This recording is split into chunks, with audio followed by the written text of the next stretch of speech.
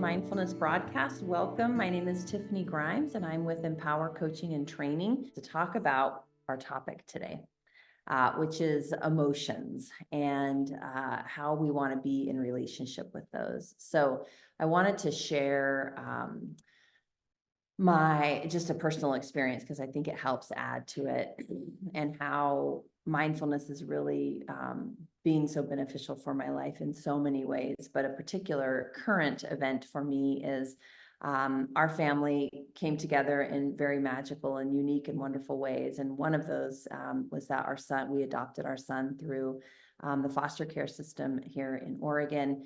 And he's been with us for about 6.5 years. And he was just 3 when we adopted him and I got to be his mama.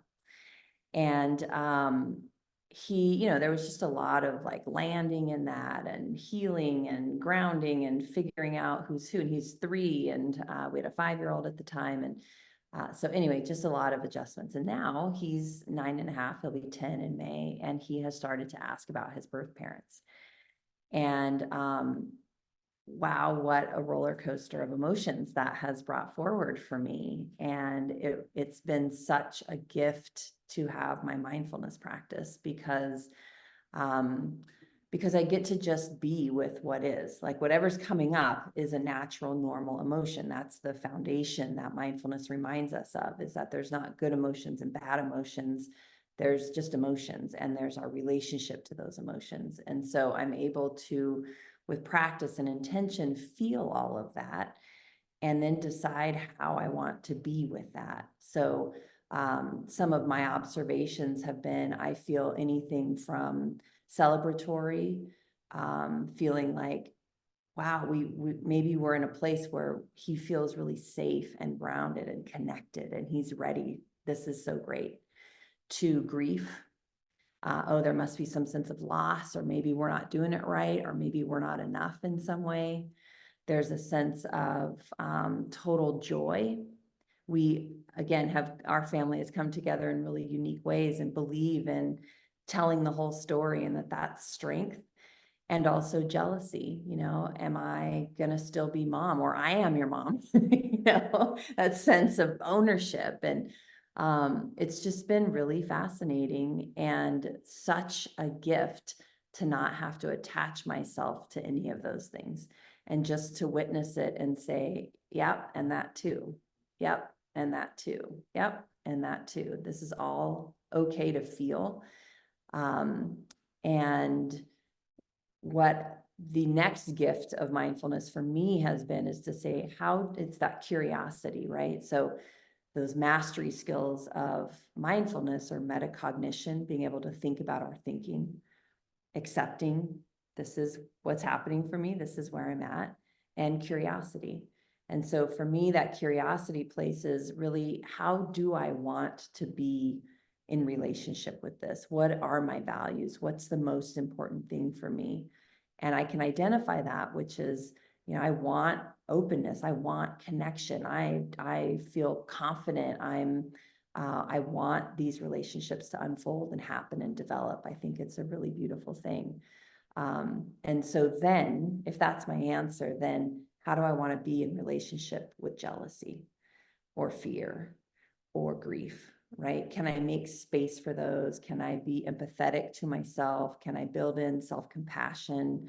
Things like, of course, you're going to feel that. Of course, that's a natural thing. Embrace it, feel it. And then what are the actions that I want to do, right? How can I be with myself during that time? Anyway, I wanted to share it because I think that we're all in this all the time. We're all in experiences that are out of our control, or that we might be very excited about or very not excited about, or just have this sense of a feeling of a gut instinct, and we're not even really sure what that feeling is. I shared this in a class I taught earlier in the week, but Dr. Brene Brown talks about in her latest research and book, Atlas of the Heart, that we are only able to identify 3 feelings as we're experiencing them, 3 emotions as we're experiencing them. Most of us, if we aren't doing our mindful work around emotions, which is sad, mad, and happy, right? And we can feel those generally and go, okay, that's an emotion. What do I want to do with that? But there's literally 1,000 emotions that we can feel, right? That we're able to feel. And if we're just feeling those and not even aware of them and not able to name them, it's important to know they are guiding our actions. Those emotions are guiding our actions if we aren't consciously and mindfully involved in that process. So with that, let's go ahead and get into our practice. You can close your eyes or take a soft gaze. Just allow yourself to land here in the middle of the month, the beginning of spring, on a Friday morning.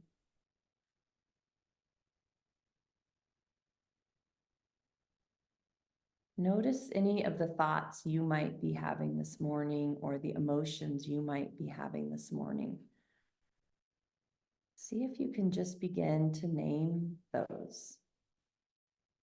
You know, maybe it's, thank God it's Friday, TGIF, or I'm exhausted, I'm elated, I'm confused.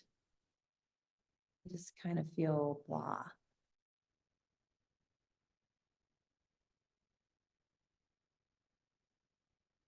I think I should have got more done. I should have taken more breaks. Oh my gosh, I have so much to do this weekend. Just notice it. Notice whatever is happening for you. You might even, as you're noticing them, narrate them to yourself.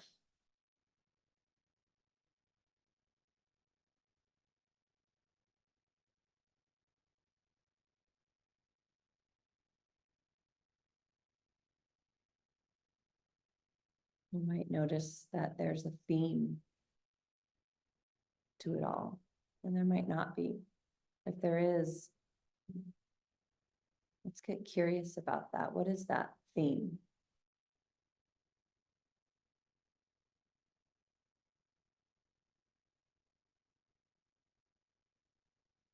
What is it about that theme that might be continuously pulling our mind and our attention into that direction?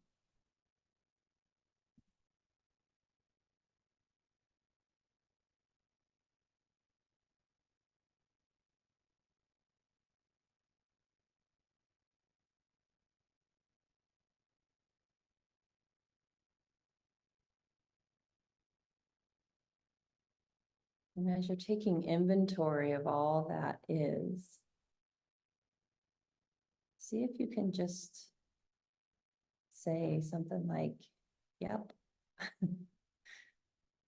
or I see you, I hear you, this too. Practicing acceptance. Accepting it doesn't mean that we are stuck in it or reactionary to it. It just means we're acknowledging I'm a human. I have a whole lot of thoughts about a whole lot of things. And I got a whole lot of emotions about all of those thoughts.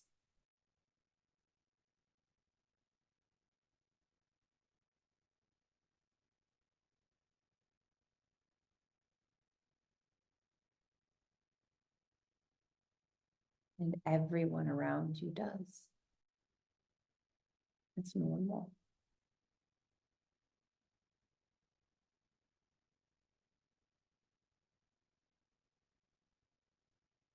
Notice just in the acceptance practice what happens for you. Is there any space that opens, ease that opens, more grounded? And maybe not. There isn't a right or wrong answer here. Just notice what happens for you as you just meet yourself exactly where you are.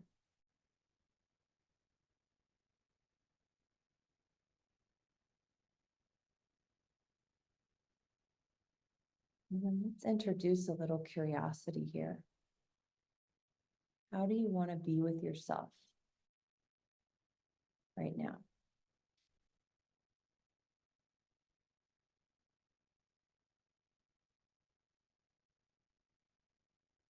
At the end of the day, if you looked back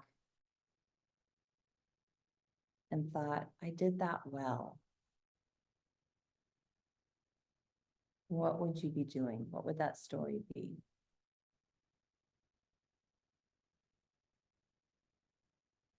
What do you want your response to be as a result of your feelings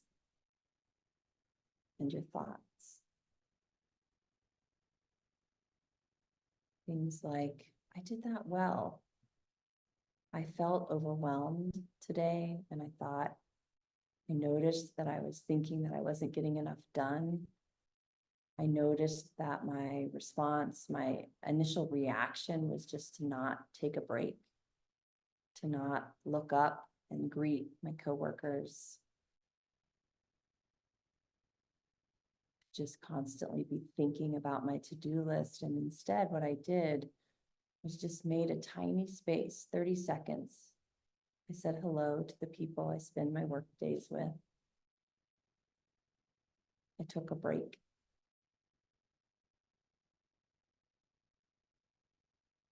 I took care of myself today, and I made sure I drank enough water today and not just caffeine. Right? So think about that from your perspective. What do you want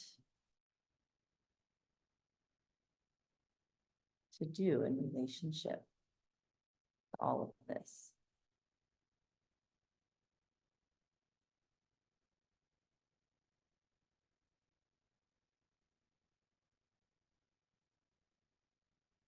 And as we begin to close, again, I want you to just notice your body and your emotional response in your mind space. Has there been a calming? Has there been a grounding?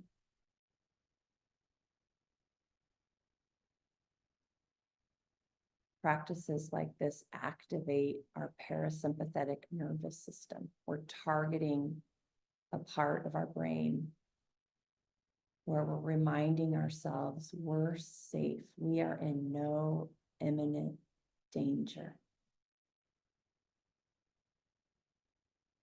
The stress response is literally to protect us physically. And so it activates the parts of our brain that really don't help us think through things and choose responses.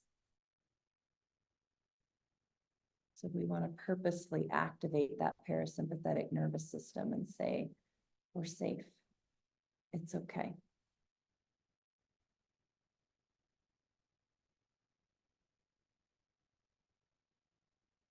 And when you're ready, we're going to slowly open our eyes or bring our gaze back together. Thanks for being here, everyone. Thanks for joining me. I appreciate you just as you are with all of your complex thinking. It's our gift as human beings. Be well. Take care. I'll see you next week. Bye.